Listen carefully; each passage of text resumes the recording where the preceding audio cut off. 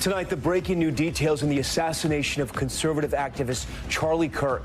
The FBI releasing these images of their new person of interest, as authorities say they've recovered the bolt-action rifle they believe was used in the shooting. The massive reward now being offered for information as officials hunt for the killer. It comes as tributes pour in for Charlie Kirk, the president saying he will award Kirk the Medal of Freedom, one of the highest civilian honors. Vice President Vance touching down in Utah to visit with his family as Kirk's friends and fans remember a powerful conservative voice famous for fostering debate. Also tonight, chilling new details in that Colorado high school shooting. Officials saying the 16-year-old shooter was radicalized by an extremist network before wounding two students, then taking his own life. Plus, the man accused of trying to kill then-candidate Trump begins his defense. Routh questioning the former Secret Service agent who discovered him on a golf course last September, allegedly lying in wait for a rifle for the president. The wife of former New Jersey Senator Bob Menendez sentenced to 4.5 years in prison for selling her husband's influence in exchange for bribes, cash, and gold bars, and a luxury car. The emotional moments in court. Mexico highway inferno, the tanker truck bursting into flames, at least 8 people killed, dozens more injured. And as we mark 24 years since the September 11th attacks, our Sam Brock sits down with 3 firefighters who have answered the call to serve after their fathers made the ultimate sacrifice at Ground Zero. And tonight, news that fresh off their merger, Paramount Skydance is preparing a major bid for another media company. Top story starts right now.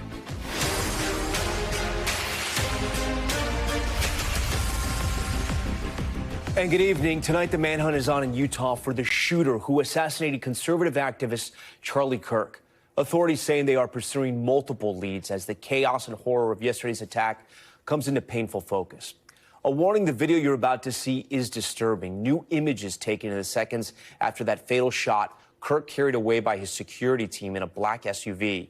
The FBI today releasing these images to the public. Take a good look of the new person of interest dressed in dark sunglasses and a hat. Authorities also seen scouring a rooftop near the spot where a person was seen yesterday. Investigators say they also recovered a high-powered bolt-action rifle in a wooded area. They're now offering a $100,000 reward for any information leading to an arrest.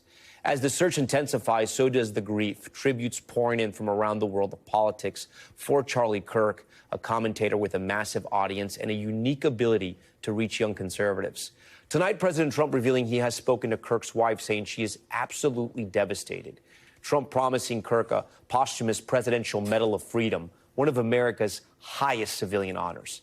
In a moment, we'll speak to former Republican House Speaker Kevin McCarthy, how he'll remember Charlie Kirk and his reflections on the growing wave of political violence gripping the nation. But we begin tonight with Morgan Chesky on the ground in Utah. Tonight, the massive manhunt. The FBI releasing these images of a person of interest in the assassination of Charlie Kirk, offering a $100,000 reward for information, revealing they've now found the weapon that was used. It is a high-powered bolt-action rifle. That rifle was recovered in a wooded area where the shooter had fled. And more potential critical evidence near the crime scene. Investigators have also collected footwear impression, a palm print, and forearm imprints for analysis. President Trump late today. I hear they're making big progress. And we're getting new information about the grim timeline. Investigators say the shooter arrived on Utah Valley University's campus at 11:52 a.m. We spoke to Utah DPS Commissioner Bo Mason. We know what time the gunman arrived on campus. Yes. Do we know if he had the rifle with him when he did? We believe he did. We believe it was with him the entire time, concealed. Authorities say surveillance video captures him climbing stairwells to the top of a building, then moving across its roof to the shooting location, which was roughly 175 yards away from the stage. The roof with easy access. It is very accessible. Doors to access unlocked. Not even doors. There's open pathways with railings that you stand over. So there's somebody on the roof right there? This video appearing to catch a glimpse of a figure dressed in black up on top of that very roof. Then Kirk arrived for the event, throwing hats to a cheering crowd before taking audience questions under a tent. Around 12:20 p.m., he was answering a question about mass shootings. Do you know how many mass shooters there have been in America over the last 10 years? counting or not counting gang violence? Great. The video too disturbing to show. 3,000 people in the crowd, then screaming and running for their lives. Security rushing Kirk out in a black SUV. Stop! While this video appears to show someone up on that roof running away. Amid the chaos of that fatal shot, authorities say the gunman then jumped off a building, making his way off this campus into a nearby neighborhood. Brandon Russin was close to the stage. All of a sudden, my heart just dropped to my stomach, and I knew after seeing the graphic nature of that shot that it was real, that Charlie had been shot. After diving to the ground, he texted his wife. What do you say? The most important words I can say: I love you. All right, with that, Morgan Chesky joins us tonight from the scene in Utah. Morgan, there's been a lot of confusion. We've been getting the news alerts tonight to our phones here. And now officials are telling the public there are rapid developments in the investigation. What do we know? Yeah, Tom, that is what we're still awaiting. There was a press conference that was scheduled for earlier today, but authorities came out, said that there had been rapid developments, and then that press conference was postponed. So as we're still awaiting to hear what those developments may be, Commissioner Mason telling me that when he watched that surveillance footage of the suspect entering campus, he said it appeared that he was very comfortable walking around almost as if he was familiar with the area. Not only that, but when that gunman fired that fatal shot atop that roof, Tom, authorities say that it appears that they had some sort of face covering on that would conceal their identity. Tom? Okay, Morgan Chesky with that new reporting that you just heard right there. Morgan, we thank you. In Washington, Kirk's assassination has shaken leaders on both sides of the aisle, with tributes pouring in tonight. And now there are growing concerns about security for all political figures, with threats rising dramatically just this year. NBC's Gabe Gutierrez has the late details.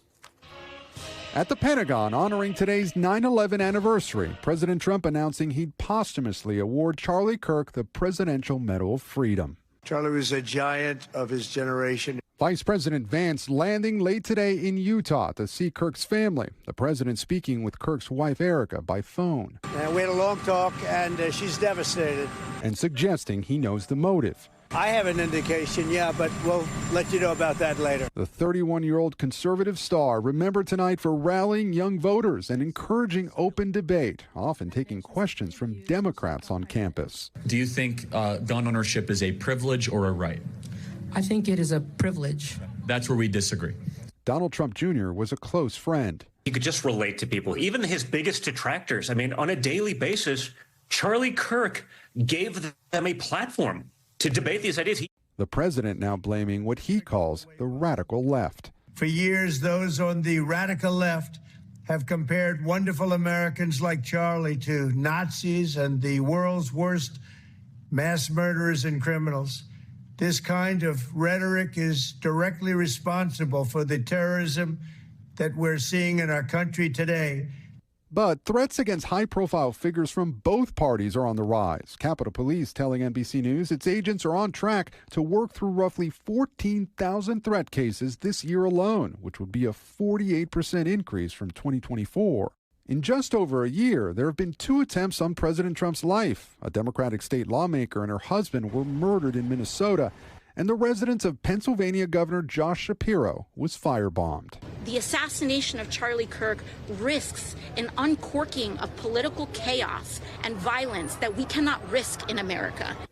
All right, Gabe Gutierrez joins us tonight from the White House. Gabe, we got a couple questions for you. Let's start with the string of threats across the country today, because some people may have heard about the DNC as well.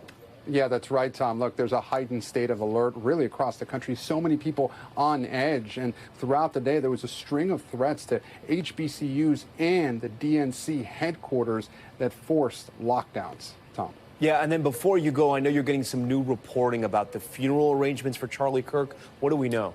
Yeah, that's right. 3 sources familiar with the planning tell NBC News that Vice President Vance will fly Kirk's family and his casket aboard Air Force Two to Arizona. And just a short time ago, right here at the White House, President Trump told reporters that he does plan to attend Kirk's funeral, and he believes it will be next weekend in Arizona, Tom. Okay, Gabe Gutierrez with those new details here. Gabe, we thank you.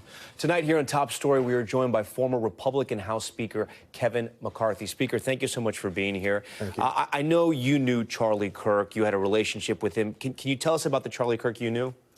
He was always an optimist. And if you thought about this, I met him like 10 years ago, just starting Turning Point. It was like a dream. And I met him because he was helping students run for student body president. It wasn't that you had to just be a Republican. And it was amazing. We'd bring him to Washington, D.C. I thought these would be future members of Congress.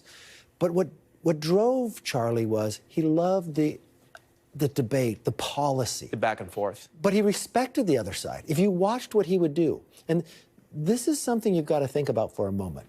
In America, we believe debate should happen in colleges, right? But this wasn't like he went to a college just to speak to people who he agreed with. If you disagreed with him, you got to go to the front of the line. He would tell his supporters, be quiet, let's show them respect. And he'd have a respectful debate. We disagree. I think guns are right. He'd go back and forth, would it be an abortion, be whatever it is, and he'd have that conversation with you. And if at some times you thought, you know, I'm wrong about this. And look, he loved his faith, he loved his wife, he loved his children. This is a person that didn't walk up and disagree with them. This is an assassination that thought about it, that planned it, that's now on the run, how to get out of it, and had to have training to shoot almost 200 yards to hit him like that. You sort of... He's not elected either. Right, yeah, no, I know. He could have been elected. He could have served in the cabinet, but he's more of a cause, of a passion, of something bigger than himself. Yeah, are you concerned talking about, 200 yards away, this person looks like they had planned this pretty well. They still haven't been caught. They're out there. There's one surveillance image they've been circulating. You worry that they're going to catch this guy or not? I believe people know who that person is. Look at that picture. You know that shirt. Yeah. This person has to be a good shooter, probably had to be trained or a shooter or himself. A hunter. Yeah. Yes. And to be able to plan that, think about that. He took that shot so far away through all those people and hit right where he needed to hit. And then from the same standpoint, he was able to escape. Yeah. That has to be some sophistication and planning. And did he shoot when that question, how would he know that question arose at the same time? That's information we got to know. It's eerily similar to what happened to President Trump in Butler. You have somebody climb up to a roof who had dressed in dark clothing. People see them on the roof and then still able to pull off the assassination. In the president's case, he did not die, but came inches from death, and Corey Compantori unfortunately lost his life there.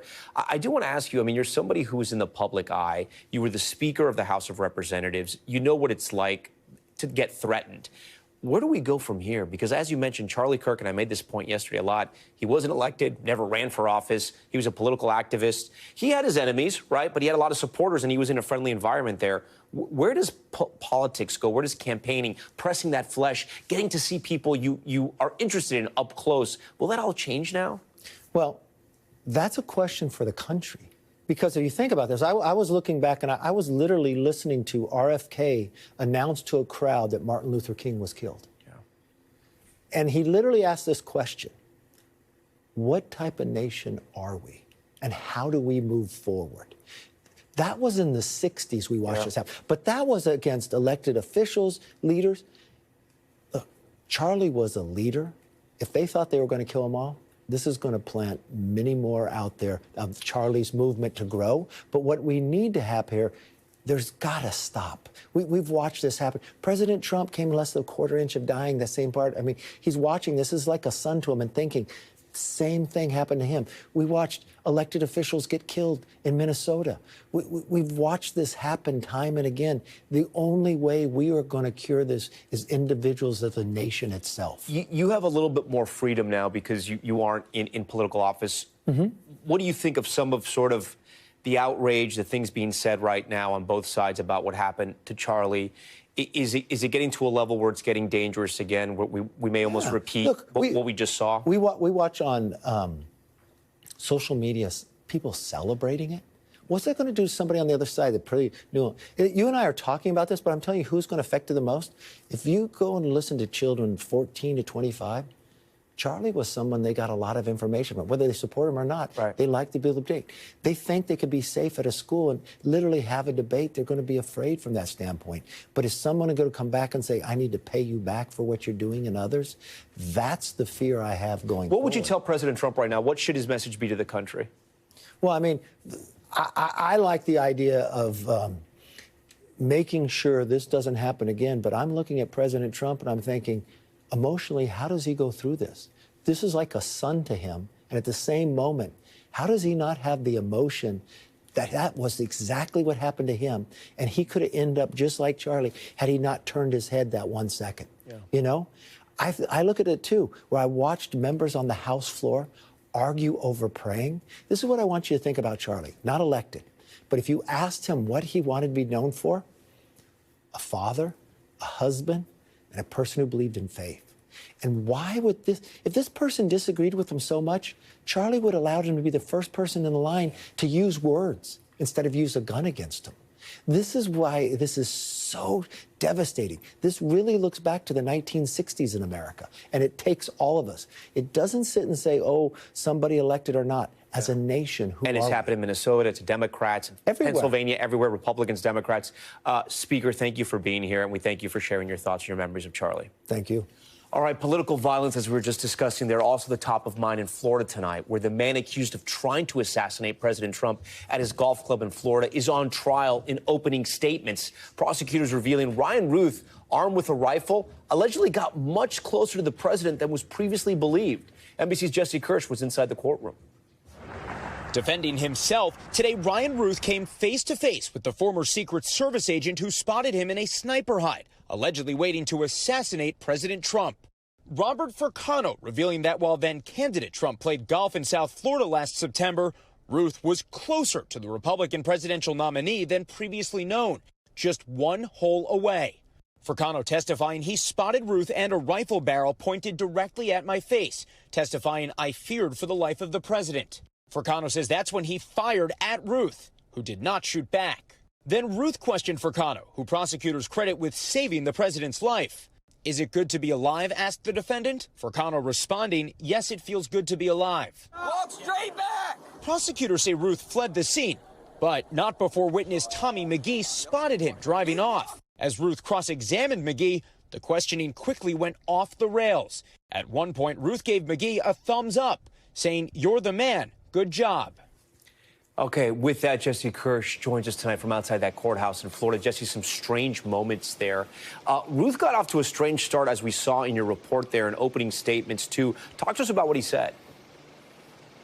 Yeah, Tom, it was bizarre pretty much out of the gate. He was talking about in his opening statements Hitler, Putin, Iran, Israel, not the facts of the case. The judge admonishing him at one point, asking the jury to leave and then come back in. He was supposed to have roughly 40 minutes for his opening statement, but Judge Eileen Cannon cut him off after only about 5 minutes. Tom? Okay, Jesse Kirsch on day one of that trial. Jesse, thank you. Now to the new details in the Colorado school shooting that left 2 students in critical condition and the gunman dead. Authorities revealing the shooter was radicalized by an extremist network, and a reminder, he was only 16 years old. NBC's Dana Griffin has this report. Tonight, Colorado authorities identifying 16-year-old Desmond Hawley as a student who opened fire at Evergreen High School using a revolver. Investigators did not say where the shooter got the gun, but said he was radicalized by an extremist network. He tried to find new targets, and he came up against a roadblock on many of those doors. He couldn't get to those kids. They say he continued to reload as he shot out windows and at lockers. Tonight, officials say 2 students remain in critical condition. Authorities say they have obtained search warrants for his home, phone, and locker, and add that his parents are cooperating with the investigation. And those teachers and those students did their job and took into account what they've learned, and it kept them safe. Investigators say the motive for the shooting remains unclear. Because of the significant cleanup, Evergreen High will remain closed this week. Dana Griffin joins us tonight from Los Angeles. And Dana, a lot of America is on edge. That's not a secret. And we saw that throughout the country today with some threats.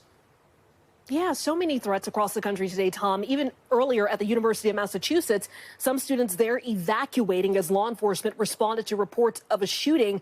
Meanwhile, several historically black colleges and universities were forced to go on lockdown today after threats toward those campuses. Authorities say none of the threats, however, were deemed credible. Tom? Okay, Dana Griffin for us. Dana, great to have you in the broadcast tonight. When Top Story returns, why this classroom near Chicago burst into cheers. The 10-year-old boy we first introduced you to in our Cost of Denial series just received the call of a lifetime. He was approved for a potentially life-changing treatment. The big update just ahead. Plus, a new treasure trove of Jeffrey Epstein emails allegedly revealing he was far closer to his convicted accomplice Ghislaine Maxwell than anyone previously knew.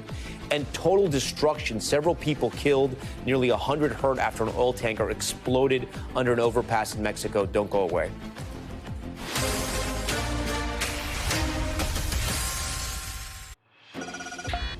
We are back now with our Cost of Denial series and the life-changing update to a story we brought you a few weeks ago. One suburban Chicago community fighting for a pair of brothers with the same debilitating genetic disorder. One approved for a game-changing treatment, the other denied. Tonight, Maggie Vespa shows us how their community rallied to give both brothers a chance to beat the odds. Two brothers battling the same devastating disease just want the same medicine. It's why 9-year-old Noah Small on the right pleaded 10-year-old Hunter's case to the family's insurance company, mailing this letter last week. You have a copy of the letter here. Would you mind reading it to me? Yeah. Dear Blue Cross Blue Shield Federal, I'm writing to ask you to accept my brother Hunter for gene therapy. I received gene therapy in March. Now I am able to swim and learn how to ride my bike. At recess, I can be more active and score touchdowns. Growing up outside Chicago with their oldest brother Carter and parents William and Allison, Noah and Hunter both suffer from Duchenne muscular dystrophy, or DMD, a rare genetic disorder that progressively attacks a person's muscles, leaving most children wheelchair-bound by age 12 with an average life expectancy under 30. You can already see the effects on Hunter's legs, his larger calves layered with scar tissue. How does it make you feel? Tired a lot. It makes you feel tired a lot? There's nothing that you can do. Last month, Nightly News spoke with the family about their efforts to get Elevidys, a one-time dose gene therapy that has been shown to slow DMD's progress. The cost, $3.2 million. Noah was approved for coverage, receiving the treatment earlier this year. Doctors initially hesitated with Hunter to make sure his heart, which had been impacted by DMD, was strong enough. They soon signed off. But when we first met the family... Your insurance company is denying one son. Correct. The same treatment your other son has received and seems to be thriving after receiving. Correct. Yes, it's baffling. Their insurer, Blue Cross Blue Shield's federal employee program, denied coverage for Hunter twice. Blue Cross Blue Shield declined to discuss the specific case, citing patient privacy, saying its decisions are guided by nationwide best practices for care, helping to identify what has proven successful for members in the past. 2 weeks after our initial story, we followed the brothers back to school where, because their legs tire easily, they use elevators and scooters. Their fellow classmates launched a letter-writing campaign to get Hunter the treatment. They had very strong opinions. Just, I'm not happy about this. This doesn't sound right. I think we should revisit this. And today, the principal had news for them. We're happy to announce that Hunter did get approved, so he is also going to receive his The family saying after filing yet another appeal, Blue Cross Blue Shield told them this week Hunter's treatment had been approved. The news still setting in for Hunter. You're getting the medicine? Yeah. Yeah. Are you excited? Yeah. His parents now scrambling to schedule his gene therapy appointment as soon as possible, grateful for the groundswell. I even had somebody stop at our door the other day, said, I saw the piece on NBC. I have ideas for you. And I think it really shows the good in the world, I almost say, that every little bit you can make a difference. It's going to give them a better quality of life for a longer period of time. So that's why we fought so hard. Two brothers with a village behind them now getting the same fighting chance. Maggie Vespa, NBC News, Winnetka, Illinois. We're so happy Noah and Hunter are getting covered. We thank Maggie for that story. Still ahead on Top Story, hundreds of South Korean nationals detained in that massive ICE raid at a Hyundai plant in Georgia finally headed home. The arrest causing South Korea to rethink its economic investments in the U.S. And new reporting shaking the media world is Paramount Skydance on the verge of buying up Warner Brothers Discovery and what it could mean for consumers. But first, Top Story's top moment and a reunion between dog and owner 13 months in the making. After Little Peach went missing from her home in San Francisco more than a year ago, her family did everything they could to find her, but had accepted she was gone forever. Until local police spotted her and were able to track down her family thanks to a microchip. Here's the moment they were all finally reunited. Come here, buddy. Come here, boy. Come here, girl. Who is that? Oh! Did you recognize? Oh, look at that tail. Oh, Mommy. no. Oh, are you happy to have her back? Yeah. Oh, my gosh. No, now she remembers you, huh? I don't know who's smiling more, the dog or little James there. What a great moment. All right, stay with us. More news on the way.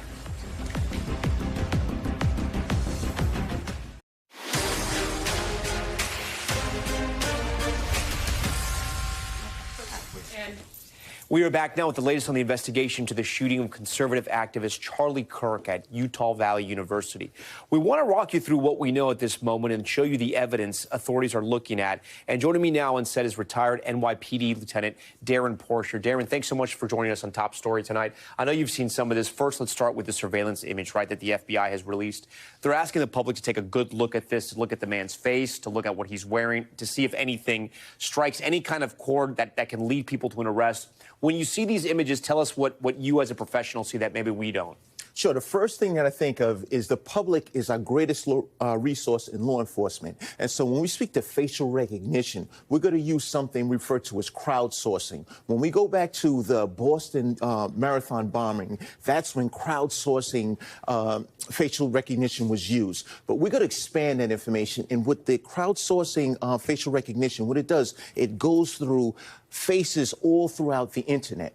This is germane for us as law enforcement in trying to capture an image and match it up with a person. What do you think about what he's wearing? Do we think the rifle's in the backpack, the disguise, if you will? What do you notice? Well, this is quite grainy, but what's the uniqueness of this is this appears to be a U.S. flag. Well, we just lost that. But, no, it's okay. And that tells me that this is an individual that possibly perceives himself as being a patriot and doing something that's honorable. This is clearly a dishonorable act that he committed. Yeah. All black, the sunglasses, the hat, anything else there for us? It seems as if he's doing the best that he can to mask his appearance, but at the same token fit into the common society because he's wearing the sunglasses, he's wearing a hat. Yeah. But at the same token, we still are able to triangulate as it relates to the nose, the mouth. We don't have the eyes. Every time we touch it, though, just so you know, it's going to change. It's all good. That's fine. Yeah. Okay, no, we appreciate that. I want to talk about the map now. I mean, this, you know, and Speaker McCarthy was telling us, I don't know about long-distance shooting. This seems like a difficult shot. 200 yards. He's on the roof. It's almost very similar to what we saw in Butler, Pennsylvania, with the assassination attempt on President Trump. What does this tell us about this assassin?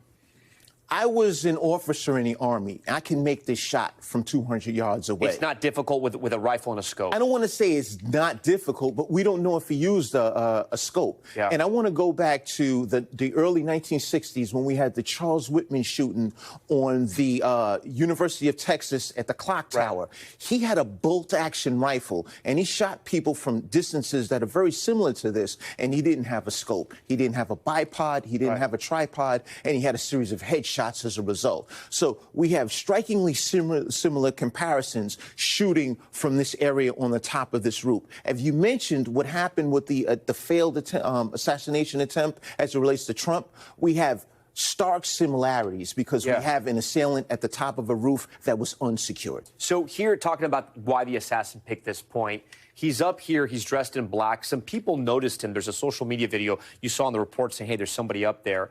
But as far as getting the shot off, him being up here versus being somewhere else, why do you think he chose here? This was the perfect vantage point because there was a direct line of sight to where Charlie Kirk was located. And this is a premeditated attack because he only fired one time and he was able to hit Charlie Kirk in the neck. And after he fired that one shot, he didn't continue reloading. He was comfortable and confident in his ability that he struck Charlie Kirk because we saw Charlie Kirk fall backwards, and that's when he made his escape. Do you think he knew that he struck him? I mean, saying that, like you said, maybe he doesn't have a scope. If he didn't have a scope, do you think he would have known from that distance that he was, he had hit his target? I believe he did.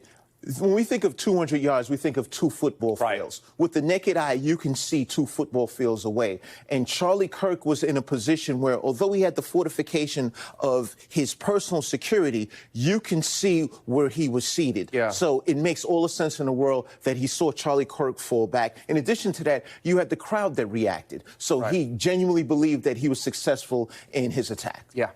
And as we move on here, you talked about the high-powered bolt-action rifle. It was recovered in a wooded area. It's being analyzed by the FBI. This is interesting, right? Because he hasn't made so far that we know, we may learn more later, too many mistakes. But he had to ditch the gun somewhere. Why do you think he did that? Well, I think he made quite a few mistakes because we've captured his image and we as the general public have identified a face. And I genuinely believe that the FBI has identified who the individual is. They know who they're going after. Right. So it's just a matter of time to pinpoint his location and take him into custody. But as it relates to this high-powered bolt-action rifle, as I mentioned to you, this is a sniper-type rifle. Very accurate. Yeah. It was recovered in this wooded area, and what police are going to do is they're going to do a DNA analysis. When that DNA analysis is going to consist of swabbing the weapon for DNA. How did you put that bullet into that weapon? We're going to look at the stock as well. I'm sure that we're going to be able to extract some level of DNA, and that's where the FBI laboratory in Quantico comes into play. Okay, Darren Portia, we thank you so much for being on Top Story. This was so helpful. We thank you for that. We're going to turn now to Top Story's news feed, and the wife of former U.S. Senator Bob Menendez sentenced to 4.5 years in prison for her role in the couple's bribery schemes. Nadine Menendez, sobbing before her sentence was announced, describing her husband as a manipulative liar. Still, she said she does not plan to divorce him. Her defense attorney asking the judge to let her visit her husband in prison before she surrenders. Nadine was convicted of colluding with the former senator to sell his influence in exchange for bribes of cash, gold bars, and a luxury car. And more than 300 South Korean workers detained in last week's immigration raid at Hyundai facility in Georgia, now on a plane heading back to South Korea. U.S. officials say the people arrested were working or living in the country illegally. But the South Korean president responding today, claiming that the raid could hurt his country's business ties with the U.S., which recently pledged billions of dollars in investments. And Senate Republicans triggering the so-called nuclear option to change the rules of the Senate, allowing them to quickly push through presidential nominees. The move lets lawmakers speed up the confirmation of President Trump's nominees instead of processing them one by one. The rule applies to executive branch positions subject to 2 hours of Senate debate, but it will not affect judicial nominations. And the NCAA says it's investigating over a dozen former men's college basketball players from 6 different schools for betting-related violations. The student athletes accused of betting on and against their own teams, sharing information with third parties and manipulating game scores. The organizations didn't name any of those players, but the schools include Temple, Arizona State, and under current rules, no athletes or staff are allowed to bet on any sports that have NCAA championships. All right. A massive acquisition could be hitting Hollywood very soon, according to the Wall Street Journal, who's reporting Paramount Skydance is preparing a majority cash bid for Warner Brothers Discovery. The move would see the two titans of the entertainment industry come together, and you can see some of the massive companies that would be affected by the deal, like HBO and CNN, which are owned by Warner Brothers, and CBS and MTV under Paramount, not to mention their historic movie studios. This comes just weeks after Skydance closed another massive deal to merge with Paramount. So what could all this mean for the future of film and television? We're bringing in CNBC's media and sports reporter Alex Sherman to break it down. Alex, first, would this become the largest media company in the world? Well, it would depend on how you define media company, because, look, I mean, Comcast is a media company in that it owns NBC Universal, but this would certainly dwarf NBC Universal alone in size. But these days, YouTube is a media company, and that would certainly be much larger. Amazon is a media company. Apple is a media company. So it depends on the definition. But look, even Disney, you would say, is a media company, and it certainly wouldn't be as big as Disney. But it would be a very large deal. The market cap of Warner Brothers Discovery at the end of today was about $40 billion. It has another $20 billion or so of debt on top of that. So we're talking about a deal, around $60 billion enterprise value. That's a huge deal, certainly. And it's way bigger than the company of Paramount Skydance today. So they would be buying a larger company here, and they would be using money from Larry Ellison, one of the wealthiest men in the world, to do it. Or the richest man in the world, depending on what day it is. I do want to ask you, what do you think the Ellison play is here, right? Because, if you think about the Ellisons, they're at the forefront of technology, right? Oracle, they are already there. They are in the quote-unquote sexy business right now in the world. Why do you think they're coming back and buying up legacy media? David Ellison's stated play, take him at his word, is that he wants to modernize the media business. In other words, he wants to take media assets and sort of turn them into technology companies. Now, he hasn't fully stated how he plans on doing that. There are rumors that, they would love to get their hands on TikTok if ever that deal was forced by the U.S. government. Of course, you need a willing seller in China, or you need them to be forced somehow. TikTok is owned by ByteDance, a Chinese company. But Oracle and TikTok have a long now relationship between the two of them, where Oracle has kind of been the back-end U.S. technology provider for TikTok. Even if they didn't end up buying TikTok, you could see David Ellison wanting to modernize the distribution of the media. So maybe they build kind of their own TikTok or something like that. Again, he hasn't fully explained the details here, but what he has said is that he wants modern media assets to be transformed into a way where younger people can view them. Do you think, because some people have said this also, look, anytime there's a lot of money, the richest companies in the world at the time, Gulf Western, GE, I mean, you can name them all, have wanted to own media companies, movie studios, because it is fun, it's entertaining, right? It expands their brand in some ways. Do you think there's some of that here, or do you think there's a real strategy? A little of column A, a little of column B. I mean, David Ellison grew up as the son of Larry Ellison. He certainly, probably didn't need to work a day in his life if he didn't want to.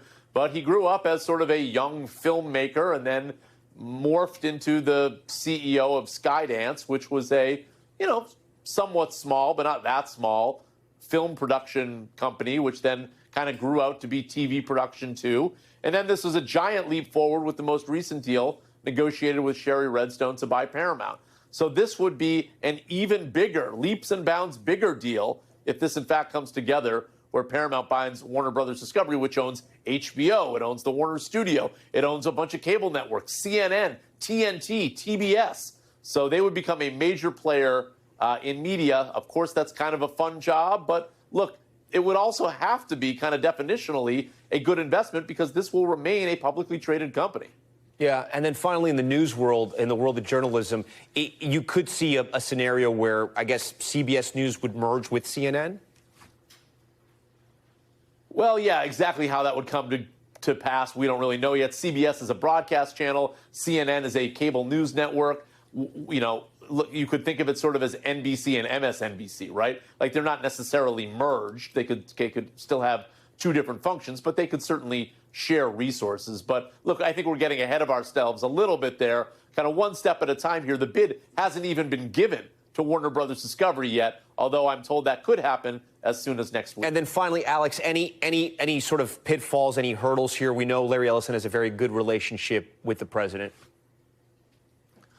Yeah, look, you would think that there may be some regulatory hurdles here bringing together two of the largest movie studios, certainly as analysts have contemplated this deal, which they have in different iterations for many years. That has been one of the regulatory holdups, or at least potential. But we just saw Skydance merge with Paramount. This would be a bigger deal, but yeah, you'd have to think that the Ellisons' relationship with the Trump administration could go a long way toward getting a deal through. And if you look We'll at the see. history of tech leaders in the last 20 years, scale is the name of the game, and this might be part of a scaling a massive media operation eventually. Alex Sherman, always great to have you on Top Story, and always great to see you. When Top Story returns, major developments tonight in the Epstein saga. What a new trove of emails reveal about Ghislaine Maxwell's relationship with Epstein, and talks of having fertility treatments together. Plus, the investigation into a man known as the real Tarzan. Have you seen this guy? Why he's facing backlash for catching crocs in Australia. We'll explain. Stay with us.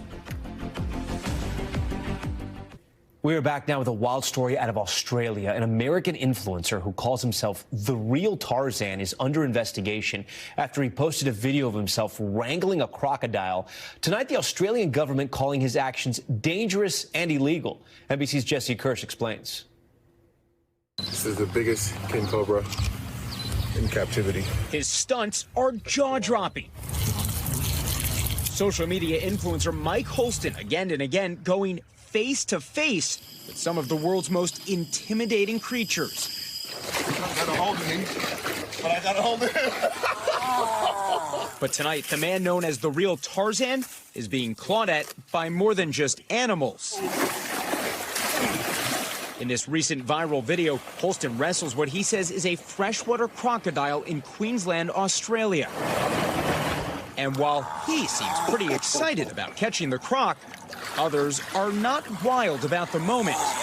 Critics writing the incident was real disrespectful. This feels like cruelty, and leave our crocs alone.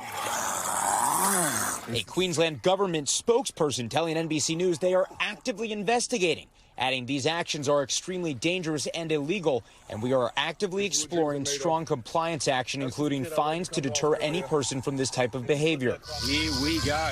Even the crocodile hunter's family is sounding off. The late Steve Irwin's father reportedly telling Australian media people visiting our country need to respect our wildlife or they need to be booted out the door. A crocodile conservation group saying this behavior is distressing for the animal and illegal under the Nature Conservation Act when it's promoted on large social media platforms without permits or authority to handle wildlife. It sets a dangerous precedent. We reached out to Holston and have not heard back. But in the past, Holston has said he cares about wildlife. You probably can see my love and passion for animals. And even as public criticism began growing, Holston posted another video going after what he says was a saltwater crocodile, a move that could carry fines up to roughly $25,000. This thing is sick. Holston then commented on his own post, writing in part, "These videos are for educational purposes only. I don't encourage anyone to try to recreate or reenact these videos." Jesse Kirsch, NBC News. Now to Top Stories Global Watch. Former Brazilian President Jair Bolsonaro convicted of plotting a military coup to stay in power after his 2022 election loss. The ruling today handed down by a majority of justices on the country's Supreme Court, sentencing him to more than 27 years in jail. You may remember Bolsonaro's supporters storming Brazil's Congress, calling for a government takeover. Right now, Bolsonaro remains on house arrest and is set to be sentenced later this week. And at least 8 people killed and more than 90 others hurt after a fiery gas tanker crash in Mexico City.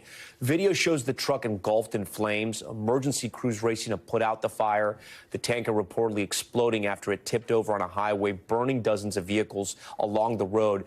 It was carrying more than 13,000 gallons of gas. Investigators still looking into how it all happened. And the EU calling for sanctions against Israel over its war in Gaza. The European Commission president saying she will seek partial trade suspensions against Israel and sanctions against some of the country's ministers. The EU is Israel's largest trading partner and has been facing pressure to take action as the conflict escalates. The announcement comes as Israel carried heavy airstrikes targeting Houthi rebels in Yemen, killing at least 35 people and leaving more than 130 others hurt. Okay, back here at home, we turn to new details emerging about Jeffrey Epstein and just how close the disgraced financier was to his accomplice, Ghislaine Maxwell. A report from Bloomberg today unearthing previously unseen emails allegedly laying out Maxwell's personal and financial proximity to the convicted sex offender. NBC's Hallie Jackson breaks it down for us. New insight tonight into the relationship between Jeffrey Epstein and Ghislaine Maxwell from a trove of purported emails, more than 18,000 published by Bloomberg News, which suggests Maxwell and Epstein were closer in many respects than either publicly admitted. In her July interview with the Deputy Attorney General, Maxwell, Epstein's convicted co-conspirator, recounts asking Epstein about the initial investigation into him. He said, not to worry. He didn't say, he didn't share. I wasn't part of it at all. The Bloomberg report suggests she counseled Epstein after that. At one point, he asked her advice on what charge to negotiate in his 2008 plea agreement. I suppose lewd and lascivious conduct, she responded. NBC News has not independently obtained or verified the emails. Bloomberg says they were authenticated using cryptographic and metadata analysis and corroboration with external sources. The outlet says one email included a detailed spreadsheet of 2,000 gifts and payments, like, quote, lingerie and chocolates, some for teenage girls who later lodged sexual abuse complaints. Except for 3 minor instances, Bloomberg says the emails do not otherwise mention President Trump, who has said his relationship with Epstein ended in the early 2000s. The White House calling it, in part, stupid fake news. Maxwell's attorney has not responded to NBC's request for comment. And for the first time, revelations Maxwell and Epstein were going through a fertility treatment together, according to Bloomberg, years after she said they broke up. In 2005, Bloomberg says Maxwell emailed Epstein detailed instructions on a sperm donation, adding, "You can do the sample at home." And tonight, fallout internationally, with the British Prime Minister firing the UK ambassador to the US because they say these newly released emails show that the extent of his relationship with Epstein was greater than previously known. Tom? When we come back, the heroes of 9/11. 24 years later, the sons of firefighters who lost their lives on that fateful day, now following in their father's footsteps. What they told our Sam Brock about their father's legacy. Stay with us. We are back now, marking 24 years since the September 11th terror attacks. Tonight, we are remembering the first responders who risked their lives and, in many instances, paid the ultimate price. The children of some of the brave firefighters who rushed into the Twin Towers are now joining the FDNY themselves to carry their legacies forward. Our Sam Brock has their story. For a second today, time stood still as a nation honored the thousands killed on September 11th and the bravery of those who responded from Lower Manhattan to Pennsylvania to our nation's capital, where President Trump attended a ceremony at the Pentagon. And for 3 members of the FDNY, all sons of fallen firefighters, every day is painful.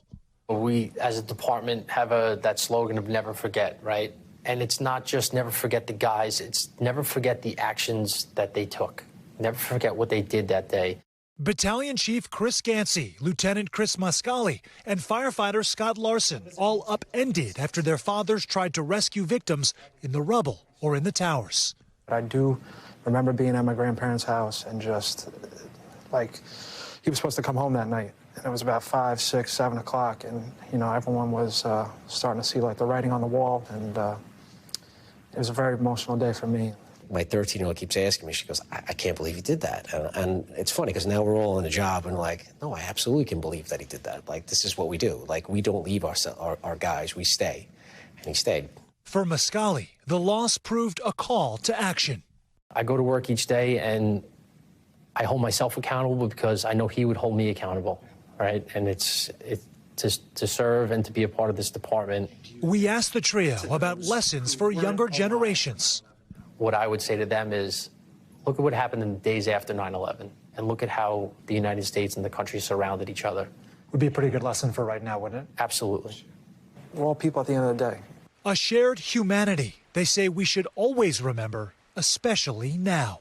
Chris Gansey says he just turned 49 years old and is having a very difficult time reconciling the fact he's almost the exact same age as when his father, Pete, died, the man who was orchestrating the entire rescue operation from the towers that day. Scott's father was only 35 years old at the time. They both said this is like September 11th every single day, which is why they keep their families and their dads close to them every single time they put on that uniform. Tom? And our thanks to Sam Brock for that story. I'm joined tonight by one of the brave first responders, former NYPD Captain John Monahan, who 24 years ago answered that call and rushed to the Twin Towers. John's a good friend of Top Story, and we appreciate you being here on a very difficult day. This day happens every year, right? And you have to look back, and it is so tough even now. When it is 9/11 and you wake up on this day, what goes through your head? Tom, an assortment of things. Every year it's something different that comes to the fore. This year I'm thinking about the phrase first responders. Prior to 9/11, when you describe people who rushed into the danger when everyone was running for their lives, the phrase was cops and firemen. It seems to have evolved since 9/11 to first responders, and I think I know why. What I saw that morning, tough memory. But by the time I got there, the towers were in flames already. We had evacuated a number of buildings in Lower Manhattan because, you know, there was a third plane up there. We didn't know where it was going. We evacuated City Hall, One Police Plaza, the courthouses. So I had to push through security with one of my lieutenants. Can I shout out to Lieutenant Mike McDougal? God bless you, Mike. Yeah. And Danny Nicholson. We rushed in. We got our uniforms on. We went over there. And there was no communication. None of the cell towers were down. Phones weren't working. So there were cops coming in from all over the city. They didn't really have a lot of direction. So I grabbed a team of 8 guys from Brooklyn, I think. Down we went, digging around and stopping and listening. We thought there'd be people in there. You're now in the rubble. We climbed down into the basement underneath the rubble looking for victims. John, I got to ask you, I mean, you saw what had just happened. The Twin Towers, right? Which were sort of the highlight of Lower Manhattan and really of the city. Nothing had been built like that. And now they were knocked down. They were just piles of rubble, and you didn't know what was next. I mean, how did you go in there? Were you afraid? You know what? Well, yeah, but you have to ignore that. You can't let fear stop you.